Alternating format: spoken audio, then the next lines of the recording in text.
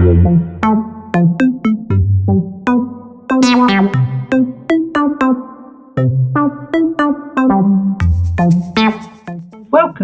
to Grooming the Irish Setter with Dee Milligan-Bott in association with Indie Rescue and Rehome. Let's meet Dee. Dee is one of the most accomplished groomers in the UK in her specialist field. The Thendara affix is renowned worldwide for Irish setters and Afghan hounds. Along with husband Jeremy, Dee has exhibited and judged at the world's most prestigious shows. Their success record is unsurpassed over a lifetime of owning, breeding and producing that most elegant of breeds, the Irish Setter. Okay, if you're ready, let's start. You don't need a grooming table, but if you do decide to invest in one, it will save you time and it will save you energy. A steady non-slip surface is really, really important.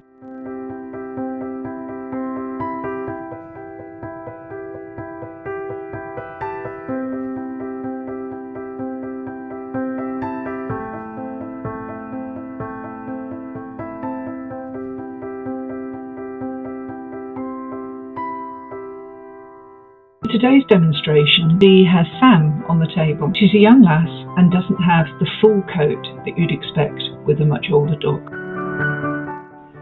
Not all of us want our setters to look like a punk rocker from the 70s, and if you don't like the dead hair across the top of the skull, then this is one of the easiest ways of removing it. Dee's using rubber finger stalls, and as you can see, she's stroking away the hair.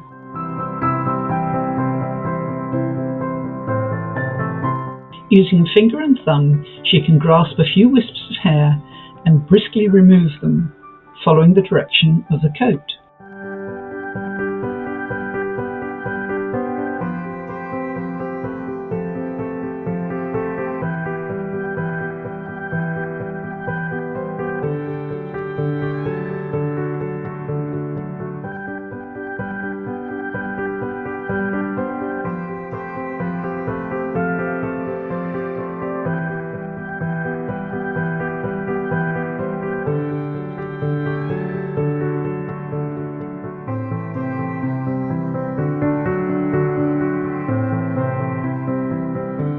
Dee takes a stripping knife and begins to work on the top of the ears.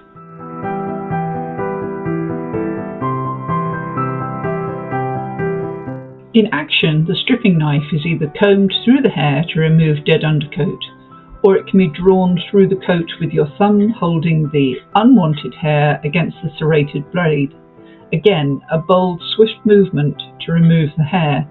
Do it slowly and you'll hurt your dog. As you work down from the skull to the neck to the back of the ear, make sure you support the ear so that you're not just pulling on the skin.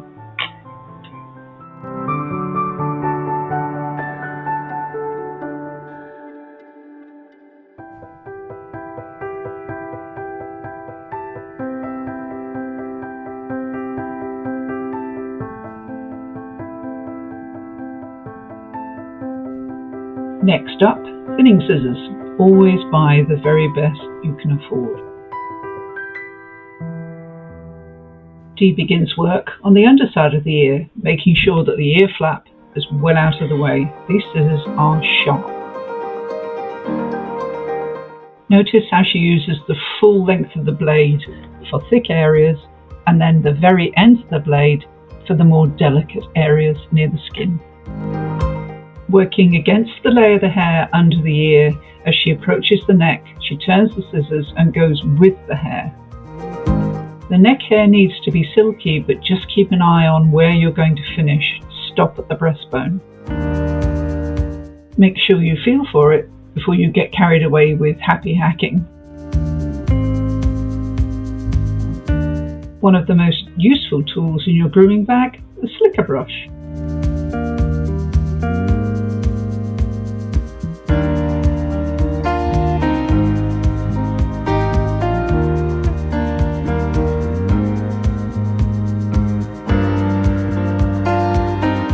Continue working with the coat under the ears, but check frequently how the ear is hanging.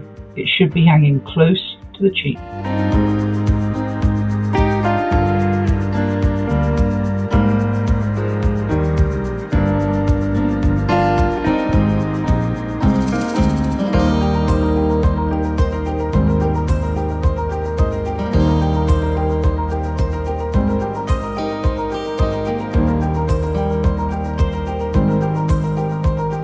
For the underside of the ear, notice again how D is supporting the ear, making the ear flat and easier to see where the hair needs to be cut.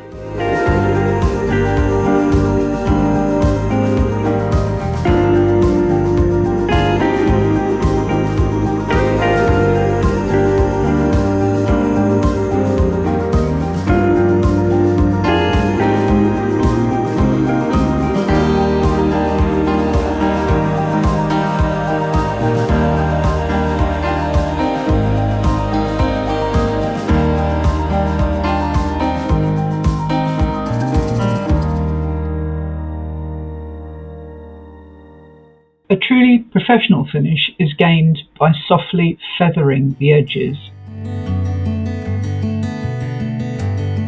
Harsh edges will make it look as if you've used a blunt knife and a long bar.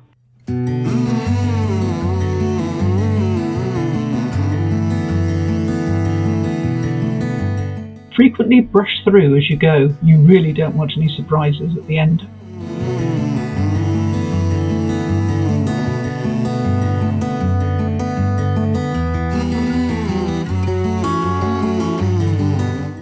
Although it may sound counterintuitive, straight-bladed scissors of decent length are actually more accurate, even on a moving target.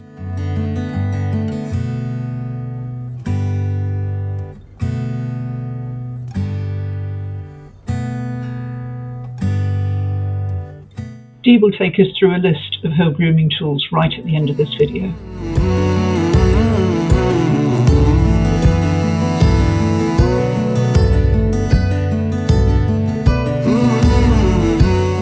Dee starts to do fuzz along the line of the jaw.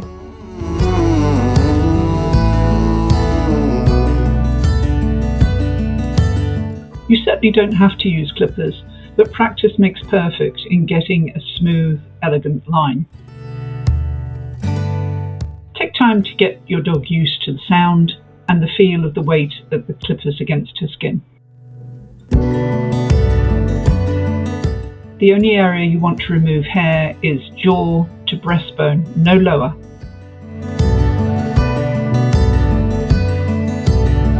Of course, the Irish setter wig has yet to be invented.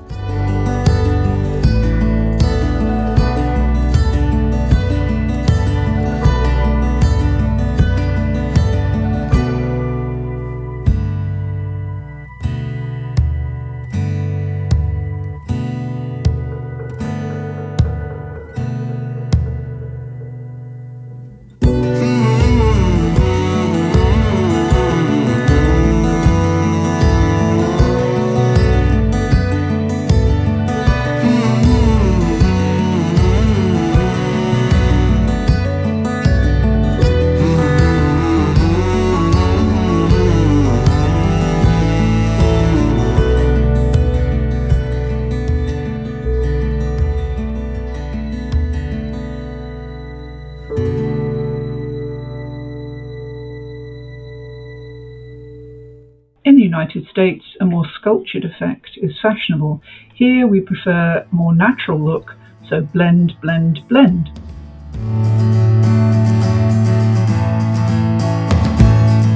Some dogs are very resistant to their front paws being handled. All I can say is you have to persist and you have to be patient. Begin with the underside and trim the hair level with the pad.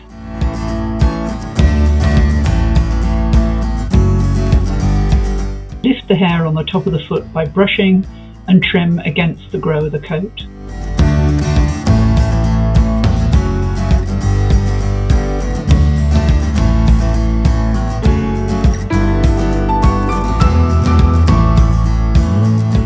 Holding the paw steady in your hand, push underneath with your little finger or your ring finger to separate the toes so that you can get in between.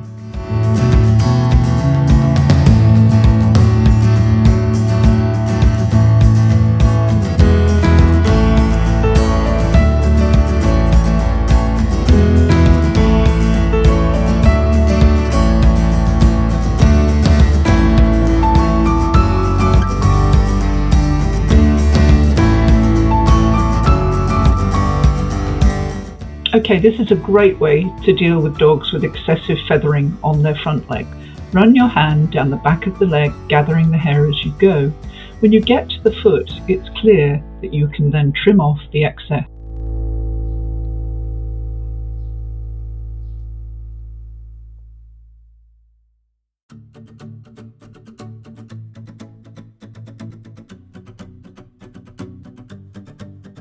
Comb or brush the hair up against the growth and trim in the same direction. You're not trying to get close to the skin at this point. Again, trimming the foot hair at level with the pad.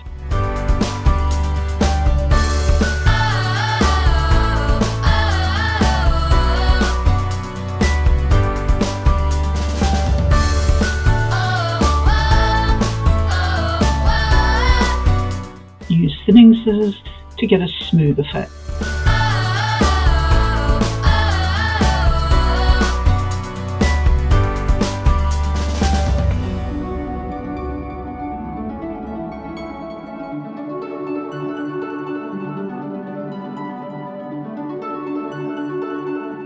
So now you're repeating the work you did on the front foot by going in between the toes and making sure the whole foot looks smooth and clean.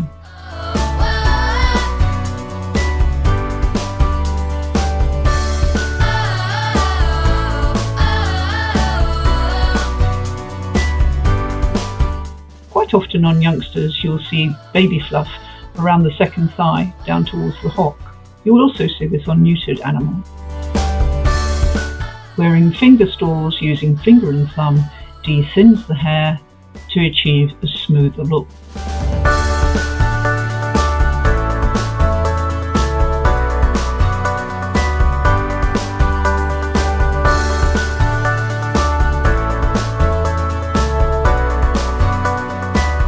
On this young lass, Dee wants to remove this fluffy dead hair to encourage growth.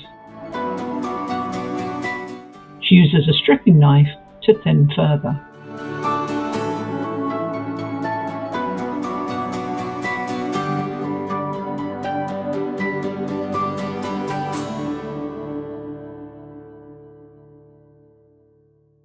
Oh, did I mention blending?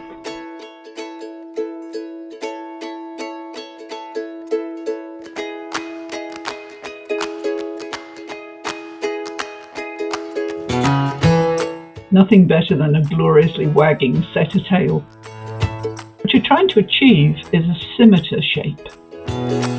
Remember that technique with dealing with the front feathering? Same happens here.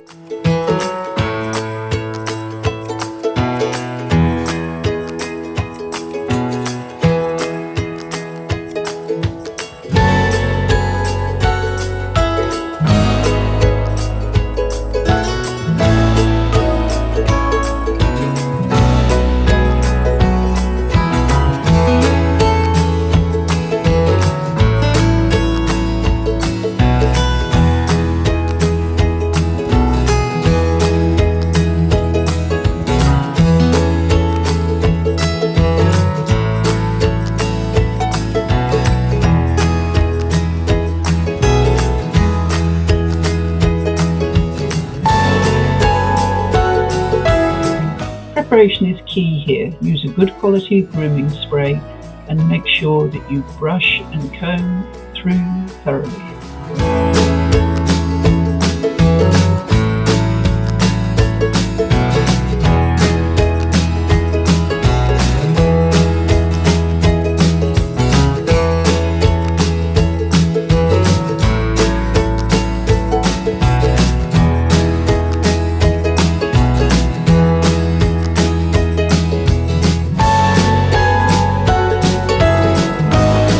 Make look out for knots, especially between the hind legs and under the elbows.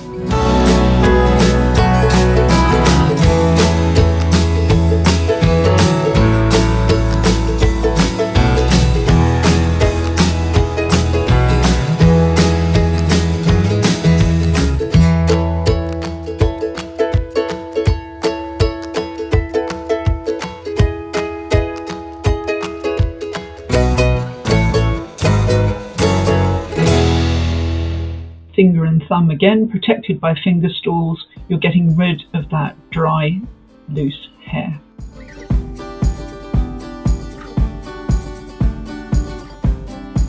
Do make sure that you stop every so often, brush through the coat, and keep your eye on what you're trying to achieve.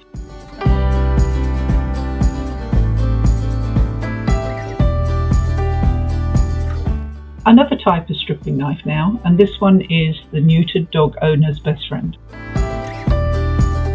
The hair on the hindquarters can get quite thick and curly.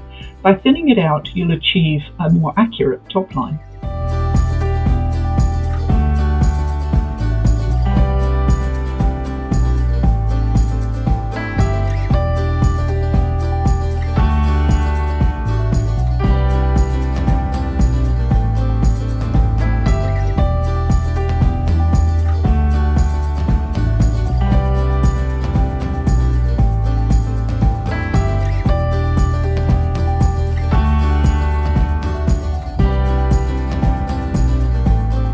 By keeping your inactive hand flat against the dog's skin, you can feel when she's getting uncomfortable, but it also keeps the skin taut and therefore the hair is easier to remove. Here Dee is checking that the wispy bits have been removed and the coat is lying flat.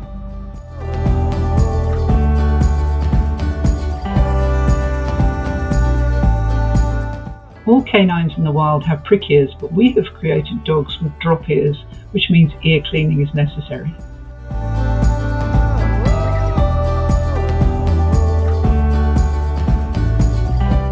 Now you might have been told by your mother, as I was, never to put anything smaller than your elbow in your ear. So take care and take time.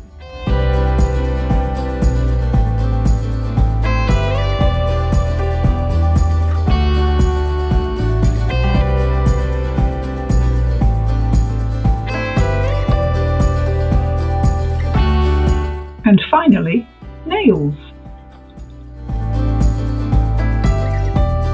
If we look at this dog's claw in profile, you can see down the middle is the quick. This is blood supply and nerve endings. The longer the nail, the longer the quick. It's not rocket science. Cut back too hard and your kitchen will resemble a horror movie.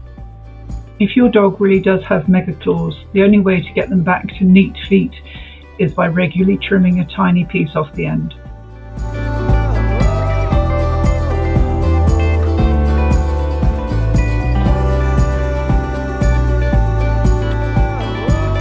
Let's go back to Dee and Sam.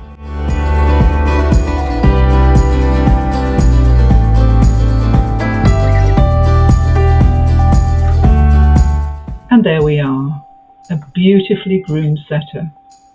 You can do this. You may not be preparing for crufts, but every time you groom your dog, you're building the bond between you. Not only are you looking for lumps and bumps, you're looking for the quality of her skin, the quality of the coat, her weight, checking all these things, hands-on. Each time you are re-establishing the bond and building on the trust.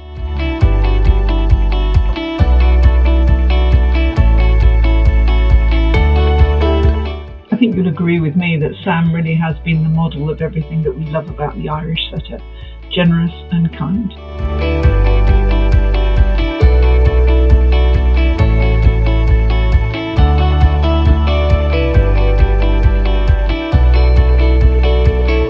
I'd like to thank Dee and cameraman Jeremy for taking the time to do this video, and I hope it gives you confidence to go out there and try it yourself.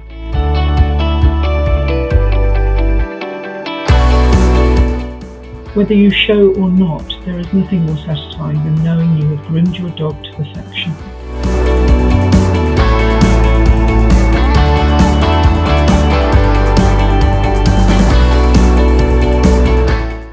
it's over to Dee. What's in the bag, Dee?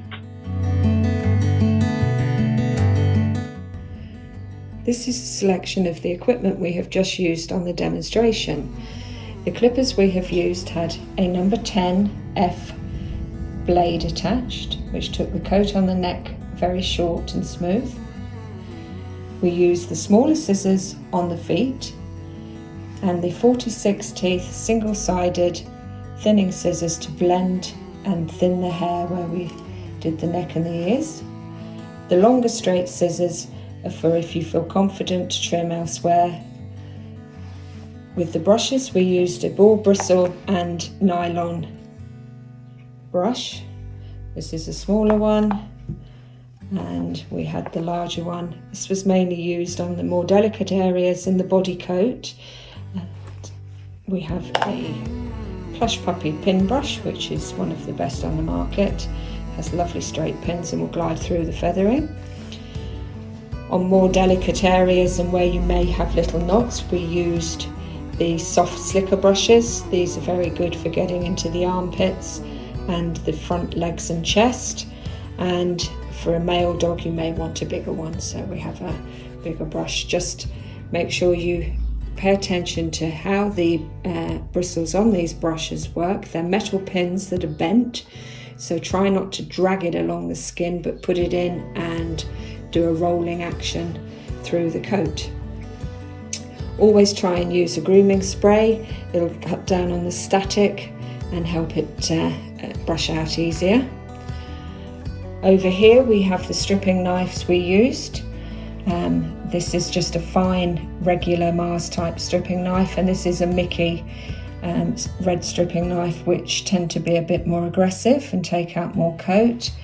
The finger pods are self-explanatory, available at any post office or whatever, and they're great for gripping the coat either with a stripping knife or just on their own between your finger and thumb to remove dead hair. The best type of comb to use is this all-purpose greyhound type comb. Has finer teeth one end, wider the other. Again, with the ear, any type of gentle ear cleaner will do to wipe out the ears and keep them nice and fresh. That should be done on a weekly basis. Two pieces of equipment we didn't use in the demonstration because Sam has got a very young coat and in very good condition, are the Coat Kings. These are excellent if you have a dog that is castrated or spayed with a very thick woolly coat. If you drag them through the coat, it will lift out all of the fluff, but please don't use them on a good coat as it will ruin it. Thank you.